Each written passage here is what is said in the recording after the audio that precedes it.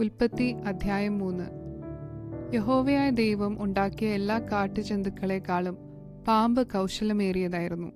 അത് സ്ത്രീയോട്, തോട്ടത്തിലെ യാതൊരു വൃക്ഷത്തിന്റെ ഫലവും നിങ്ങൾ തിന്നരുതെന്ന് ദൈവം വാസ്തവമായി കൽപ്പിച്ചിട്ടുണ്ടോ എന്ന് ചോദിച്ചു. സ്ത്രീ പാമ്പിനോട്, തോട്ടത്തിലെ വൃക്ഷങ്ങളുടെ ഫലം ഞങ്ങൾക്ക് തിന്നാം, എന്നാൽ നിങ്ങൾ മരിക്കാതിരിക്കേണ്ടതിന് തോട്ടത്തിന്റെ നടുവിലുള്ള വൃക്ഷത്തിന്റെ ഫലം തിന്നരുത്, തൊടുകയും അരുത് എന്ന് ദൈവം കൽപ്പിച്ചിട്ടുണ്ടെന്ന് പറഞ്ഞു. പാമ്പ് സ്ത്രീയോട്, നിങ്ങൾ മരിക്കയില്ല നിശ്ചയം. അത് തിന്നുന്ന നാളിൽ നിങ്ങളുടെ കണ്ണ് തുറക്കുകയും നിങ്ങൾ നന്മ തിന്മകളെ അറിയുന്നവരായി ദൈവത്തെപ്പോലെ ആകുകയും ചെയ്യും എന്ന് ദൈവം അറിയുന്നു എന്ന് പറഞ്ഞു.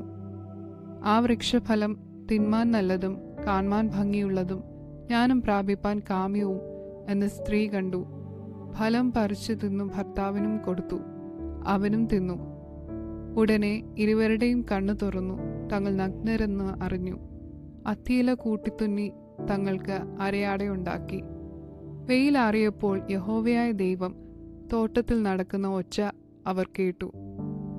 മനുഷ്യനും ഭാര്യയും യഹോവയായ ദൈവം തങ്ങളെ കാണാതിരിപ്പാൻ തോട്ടത്തിലെ വൃക്ഷങ്ങളുടെ ഇടയിൽ ഒളിച്ചു. യഹോവയായ ദൈവം മനുഷ്യനെ വിളിച്ചു. നീ എവിടെയെന്ന് ചോദിച്ചു. തോട്ടത്തിൽ നിന്റെ ഒച്ച കേട്ടിട്ട് ഞാൻ നഗ്നനാകൊണ്ട് ഭയപ്പെട്ടു ഒളിച്ചു എന്നവൻ പറഞ്ഞു. നീ നഗ്നനെന്ന് നിന്നോട് ആർ പറഞ്ഞു? തിന്നരുതെന്ന് ഞാൻ നിന്നോട് കൽപ്പിച്ച വൃക്ഷഫലം നീ തിന്നുവോ എന്ന് അവൻ ചോദിച്ചു. അതിന് മനുഷ്യൻ, എന്നോടുകൂടെ ഇരിപ്പാൻ നീ തന്നിട്ടുള്ള സ്ത്രീ വൃക്ഷഫലം തന്നു, ഞാൻ തിന്നുകയും ചെയ്തു എന്ന് പറഞ്ഞു. യഹോവയായ ദൈവം സ്ത്രീയോട്, നീ ഈ ചെയ്തത് എന്ത് എന്ന് ചോദിച്ചതിന്, പാമ്പ് എന്നെ വഞ്ചിച്ചു, ഞാൻ തിന്നുപോയി എന്ന് സ്ത്രീ പറഞ്ഞു. യഹോവയായ ദൈവം പാമ്പിനോട് കൽപ്പിച്ചത്, നീ ഇത് ചെയ്യുക കൊണ്ട് എല്ലാ കന്നുകാലികളിലും എല്ലാ കാട്ടുമൃഗങ്ങളിലും വെച്ച് നീ ശപിക്കപ്പെട്ടിരിക്കുന്നു. നീ ഉരസുകൊണ്ട് ഗമിച്ച് നിന്റെ ആയുഷ്കാലമൊക്കെയും പൊടി തിന്നും. ഞാൻ നിനക്കും സ്ത്രീക്കും നിന്റെ സന്തതിക്കും അവളുടെ സന്തതിക്കും തമ്മിൽ ശത്രുത്വമുണ്ടാക്കും. അവൻ നിന്റെ തല തകർക്കും, നീ അവന്റെ കുതികാൽ തകർക്കും. സ്ത്രീയോട് കൽപ്പിച്ചത്, ഞാൻ നിനക്ക് കഷ്ടവും ഗർഭധാരണവും ഏറ്റവും വർദ്ധിപ്പിക്കും. നീ വേദനയോടെ മക്കളെ പ്രസവിക്കും. നിന്റെ ആഗ്രഹം നിന്റെ ഭർത്താവിനോടാകും, അവൻ നിന്നെ ഭരിക്കും.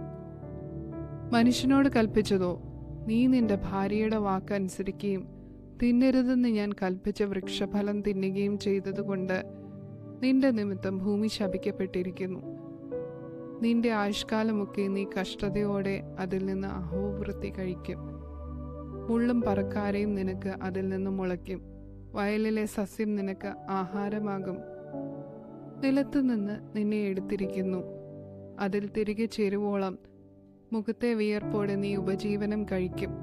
നീ പൊടിയാകുന്നു, പൊടിയിൽ തിരികെ ചേരും. മനുഷ്യൻ തന്റെ ഭാര്യയ്ക്ക് ഹൗവ എന്ന് പേരിട്ടു. അവൾ ജീവനുള്ളവർക്കെല്ലാം മാതാവല്ലോ. യഹോവയായ ദൈവം ആദാമിനും അവന്റെ ഭാര്യയ്ക്കും തോൽ കൊണ്ട് ഉടുപ്പുണ്ടാക്കി അവരെ ഉടുപ്പിച്ചു. യഹോവയായ ദൈവം മനുഷ്യൻ നന്മ തിന്മകളെ അറിവാൻ തക്കവണ്ണം നമ്മിൽ ഒരുത്തനെ പോലെ ആയിത്തീർന്നിരിക്കുന്നു. ഇപ്പോൾ അവൻ കൈനീട്ടി ജീവവൃക്ഷത്തിന്റെ ഫലം കൂടെ പറിച്ചു തിന്ന് എന്നേക്കും ജീവിപ്പാൻ സംഗതി വരരുത് എന്ന് കൽപ്പിച്ചു. അവനെ എടുത്തിരുന്ന നിലത്ത് കൃഷി ചെയ്യേണ്ടതിന് യഹോവയായ ദൈവം അവനെ ഏദൻ തോട്ടത്തിൽ നിന്നും പുറത്താക്കി. ഇങ്ങനെ അവൻ മനുഷ്യനെ ഇറക്കി കളഞ്ഞു. ജീവന്റെ വൃക്ഷത്തിങ്കിലേക്കുള്ള വഴി കാപ്പാൻ അവൻ ഏദൻ തോട്ടത്തിന് കിഴക്ക് കെരൂബുകളെ തിരിഞ്ഞുകൊണ്ടിരിക്കുന്ന വാളിന്റെ ജ്വാലയുമായി നിർത്തി.